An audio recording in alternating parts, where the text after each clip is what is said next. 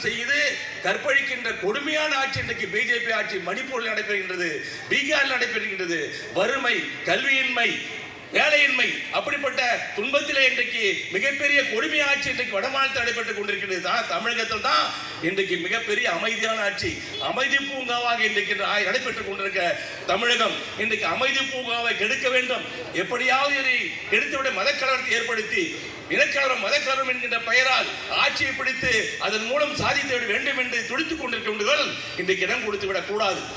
நீங்கள் எல்லாம் நினைத்து பார்த்து இன்றைக்கு சொன்னார்களே, திராவிட முன்னேற்ற கழகத்தின் ஆட்சி தாமரத்தில் வர வேண்டும், எஸ்.ஆர். ராஜா அவர்கள் வெற்றி பெற வேண்டும் என்றெல்லாம் எனக்கு முன்பு சொன்னார்களே, அந்த வெற்றி எப்படி இருக்க வேண்டும் என்று சொன்னால் மிகப்பெரிய வெற்றியாக இருக்க வேண்டும். வெற்றி பெறுவார் என்பது எங்களுக்கு சந்தேகமில்லை. இது அமர்ந்து கொண்டிருக்கின்ற தாய்மார்கள் எல்லாம் எங்களுக்கு ஆதரவாக இருந்து கொண்டிருக்கின்றீர்கள். எது நல்லது என்பதை நீங்கள் உணர்ந்து இருக்கின்றீர்கள். எந்த ஆட்சி வந்தால் உங்களுக்கு நன்மை செய்யும் என்று தெரிந்திருக்கிறீர்கள்.